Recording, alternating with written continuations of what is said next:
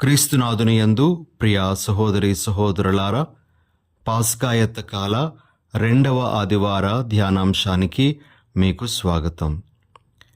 ఈ ఆదివారం నాడు మనము యేసు దివ్యరూప ధారణ గురించిన విషయాలను ధ్యానించాలి అని మన శ్రీసభ కోరుతూ మన ముందు లూకాసు వార్త 9వ అధ్యాయము 28 నుండి 36 వరకు ఉన్న వచనాలను సువార్తా పఠనంగా ఉంచుతూ ఉంది.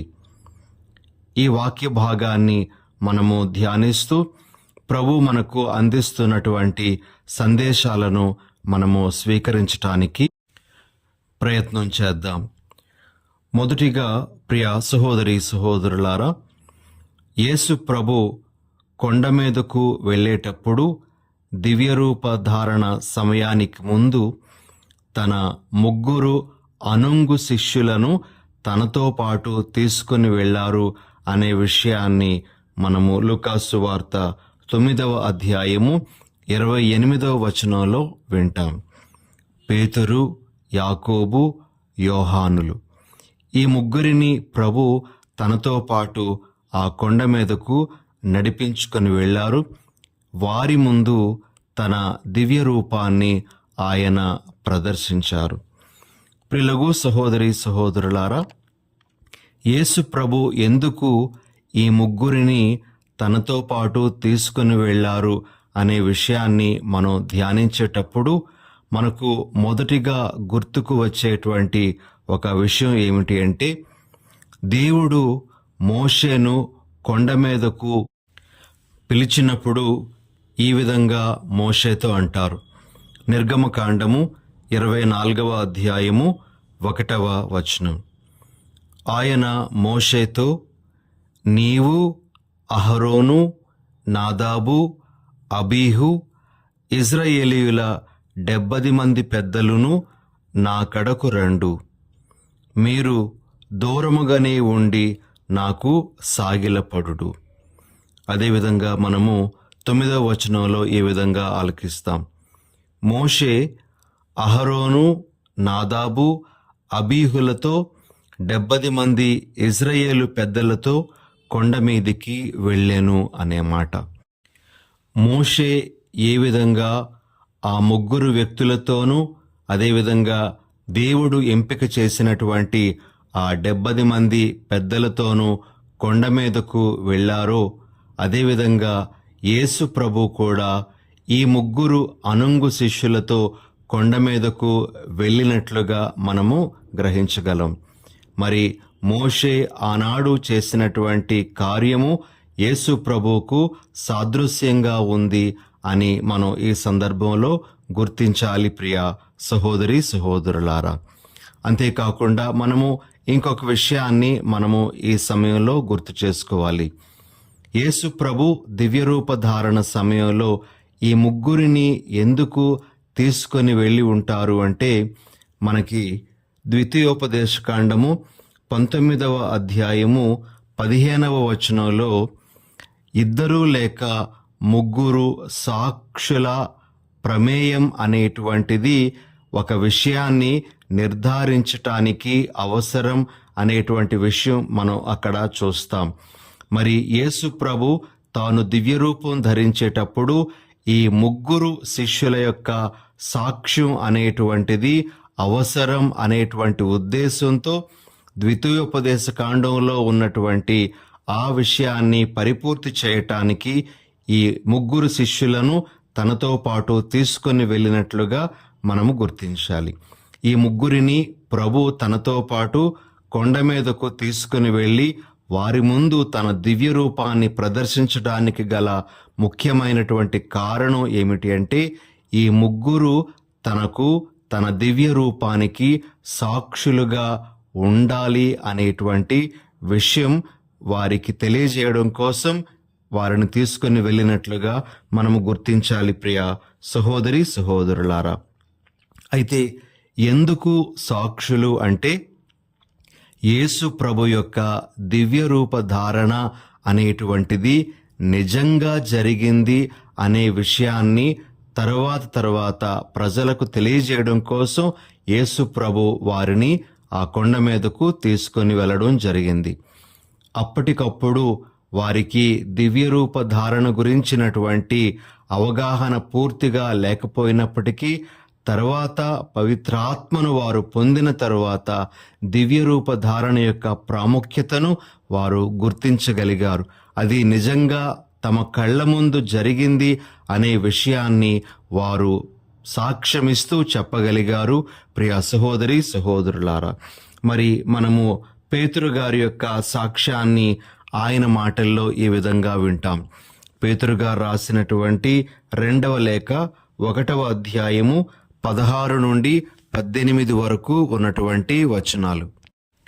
మన ప్రభువగు యేసుక్రీస్తుని మహత్తరమగు ఆగమనమును మీకు తెలియజేయుటలో మేము కట్టుకథలపై ఆధారపడలేదు.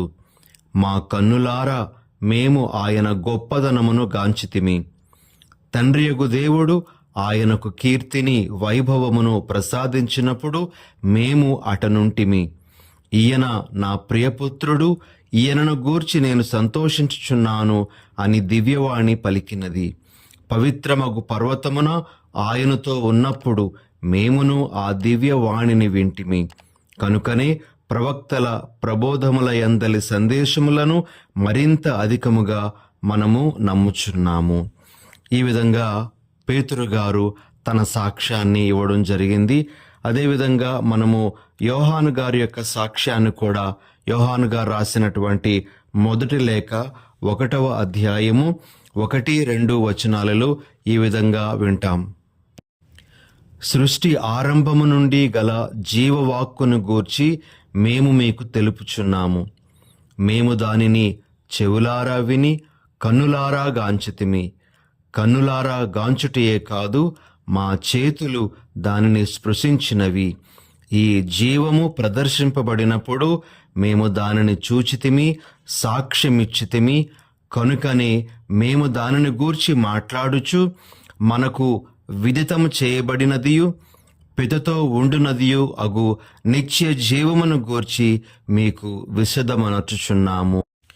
ప్రియ సహోదరి సహోదరులారా, యేసు ప్రభు ఆ 3 శిష్యులను తనతో పాటు తీసుకొని వెళ్ళడానికి గల ముఖ్యమైనటువంటి కారణము తన యొక్క దివ్యరూప ధారణ నిజంగా ప్రదర్శింపబడింది అనే విషయానికి వారు సాక్షులుగా ఉంటారు అనే విషయాన్ని ఎరుకుపరచడం కోసం. వారు తాముగాంచిన ఆ దివ్య రూపానికి సాక్షులుగా నిలబడ్డారు. ఎంతోమందిని యేసు వైపునకు వారు నడిపించగలిగారు. యేసు నిజంగా దేవుడు అనే విషయాన్ని వారు తమ యొక్క బోధల ద్వారా తెలియజేయగలిగారు. ఇది మొదటి విషయం.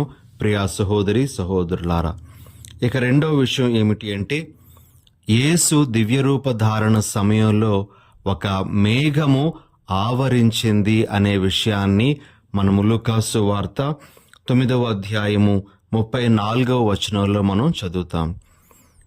మేఘము దేవుని సాన్నిధ్యానికి గుర్తు అని మనము పాత నిబంధనలోని చాలా సందర్భాలలో గుర్తించగలము.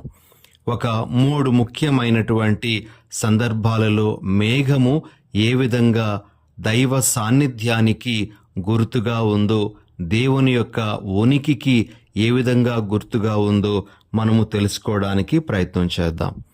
మొదటిగా నిర్గమకాండము 24వ అధ్యాయము 15-16 వచనాలలో ఈ విధంగా మనము వింటాం. పిదప మోషే కొండ మీదికి వెళ్ళెను.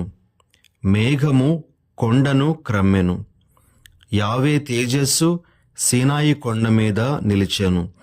6 రోజుల పాటు మేఘము కొండను క్రమ్మెను. 7వ నాడు యావే మేఘ గర్భము నుండి మోషేను పిలిచెను. ఈ వాక్యం మనకు మేఘము ఏ విధంగా దైవ సాన్నిధ్యానికి గుర్తుగా ఉంటుందో తెలియజేస్తుంది. అదేవిధంగా నిర్గమకాండము 40వ అధ్యాయము 34వ వచనం నుండి మనము వాక్యాలు వింటే అక్కడ కూడా మేఘము ఏ విధంగా దైవ సాన్నిధ్యానికి గుర్తుగా ఉందో మనము గ్రహించగలం. మేఘము సమావేశపు గుడారమును కప్పివేశను. ప్రభు తేజస్సు దానిని నింపివేశను. మేఘము గుడారమును కప్పుట వలన, ప్రభువు తేజస్సు దానిని నింపివేయుట వలన మోషే గుడారమున అడుగు పెట్టలేకపోయెను. ఈ వాక్యం కూడా మనకు మేఘము ఏ విధంగా దైవ సాన్నిధ్యానికి గుర్తుగా ఉంటుందో తెలియజేస్తూ ఉంది. ఇక రాజుల మొదటి గ్రంథము 8వ అధ్యాయంలో 10-11 వచనాలను మనం చదివినట్లయితే అక్కడ కూడా మేఘము యొక్క ప్రస్తావన మనము గమనించగలం.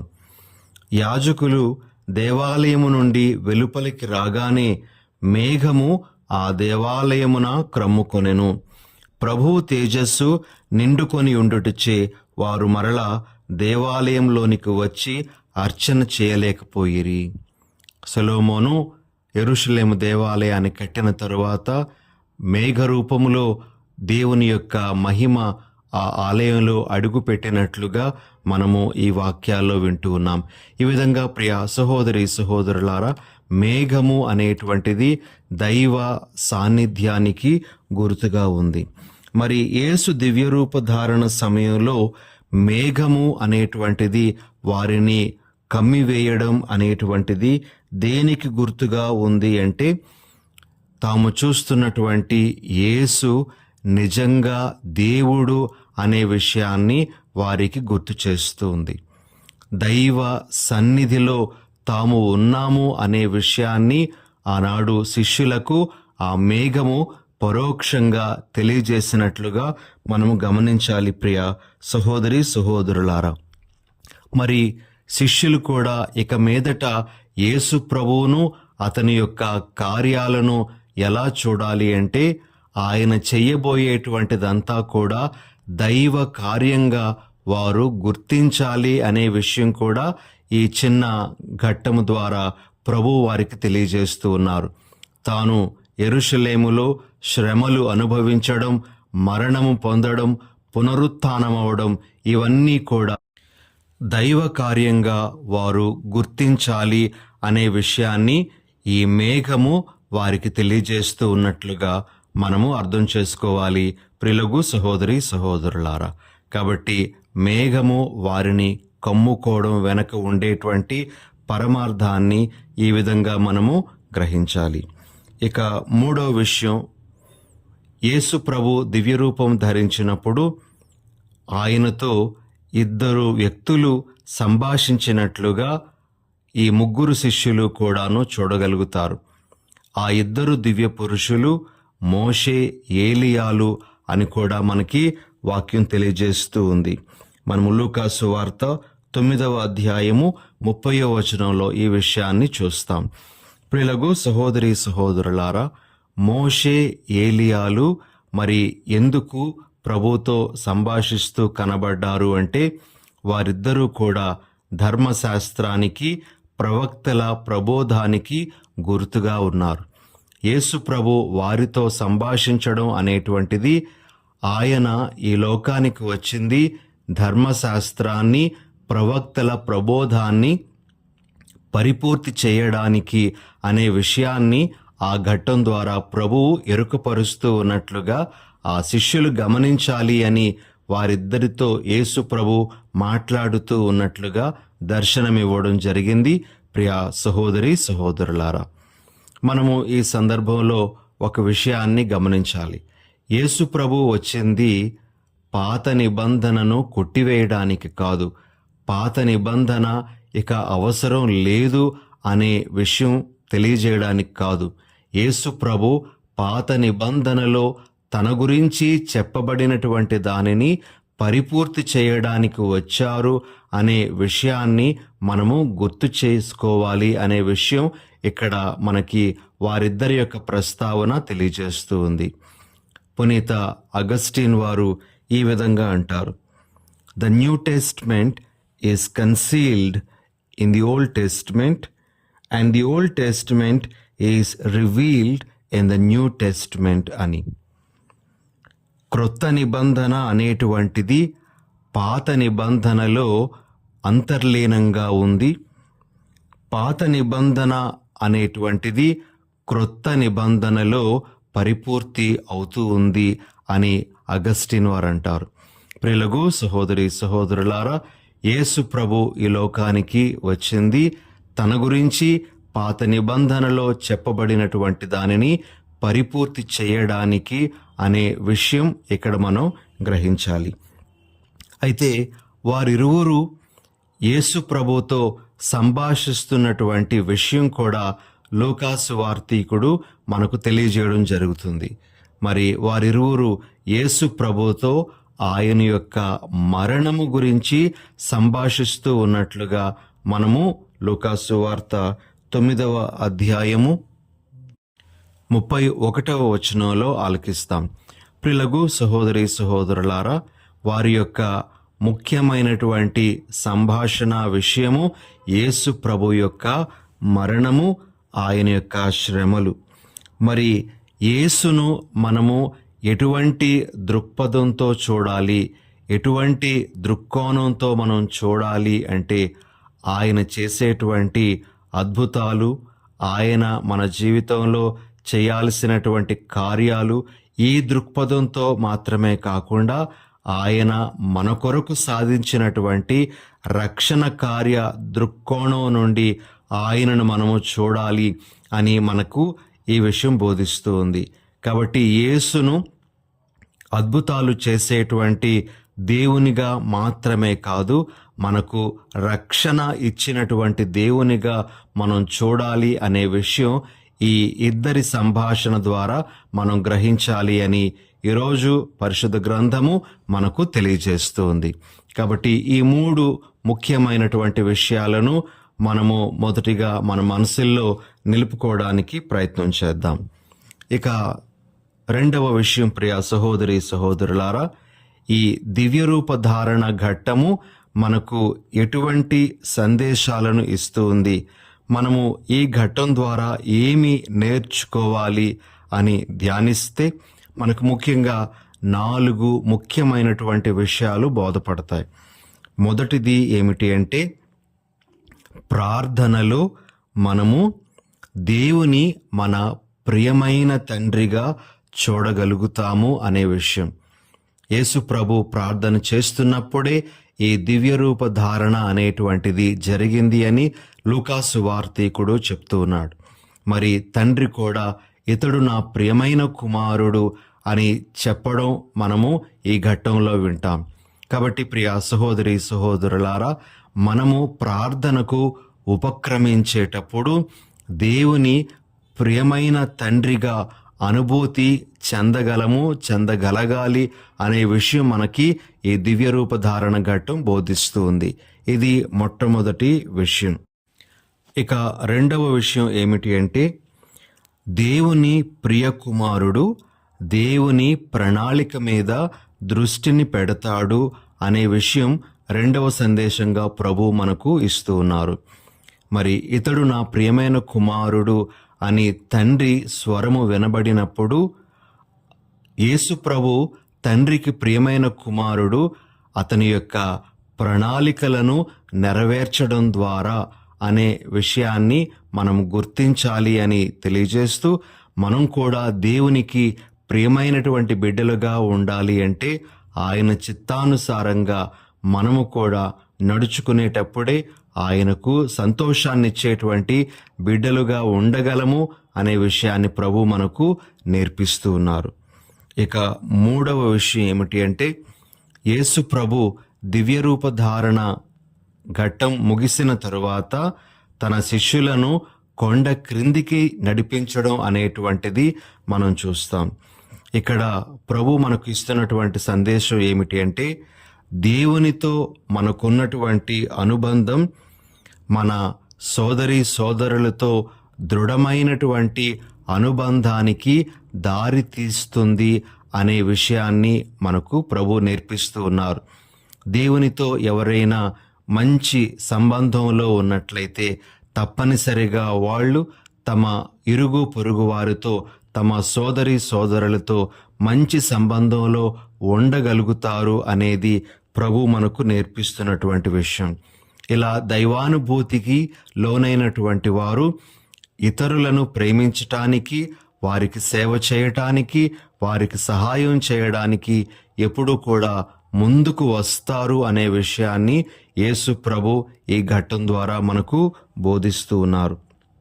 ఇక ఆఖరుగా ప్రియ సహోదరి సహోదరులారా, మనం పొందేటువంటి దైవానుభూతులు మన విశ్వాస పటిష్టత కొరకు, ఇతరులను బలపరచటానికి ఉపయోగపడాలి అని ప్రభు మనకు బోధిస్తూ, మనం పొందేటువంటి దైవానుభూతి కానీ, మనం పొందేటువంటి దైవానుగ్రహాలు కానీ మన గొప్పదనం కొరకో లేకపోతే మన పేరు ప్రఖ్యాతుల కొరకో కాదు, కానీ అవి మనము దేవునిలో ఇంకా బలపడడానికి, ఇతరులను కూడా దేవునిలోనికి నడిపించటానికి ఉపకరించాలి అని ఈ దివ్యరూపధారణ ఘట్టం మనకు తెలియజేస్తూ ఉంది.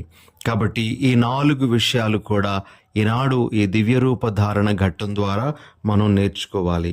ప్రార్థనలో మనము దేవుని ప్రియమైన తండ్రిగా గ్రహించగలుగుతాం. దేవుని ప్రియకుమారుడు దేవుని ప్రణాళిక మీద దృష్టిని పెడతాడు. దేవునితో అనుబంధం సోదరులతో దృఢమైన అనుబంధానికి దారితీస్తుంది. మనం పొందే దైవానుభూతులు మన విశ్వాస, ఇతరుల విశ్వాస పటిష్టతకు దోహదపడాలి అనేది. ఇలా ఈనాటి దివ్యరూపధారణ ఘట్టము ఎన్నో విలువైన సందేశాలను మన ముందు ఉంచుతూ ఉండగా, వాటి ప్రకారంగా మన జీవితాలను మలుచుకోవడానికి ప్రయాసపడదాం. ప్రార్థన చేసుకుందాం. దయగల ప్రభువా, ఈరోజు మేము యేసు దివ్యరూపధారణ ఘట్టాన్ని ధ్యానించే వరాన్ని మాకు అనుగ్రహిస్తున్నందులకై మీకు వందనాలు, స్తోత్రాలు. ప్రభువా, ఈ ఘట్టము నుండి మేము నేర్చుకున్న విషయాలను మా మనసుల్లో పదిలపరుచుకొని జీవించే వరం దయచేయండి. అదేవిధంగా మేము కూడా యేసు రూపంలోనికి మా జీవితాలను మార్చుకునే భాగ్యాన్ని మా అందరికీ అనుగ్రహించమని మా ప్రభువైన యేసు నామమున అడిగి వేడుచున్నాం తండ్రి. ఆమెన్.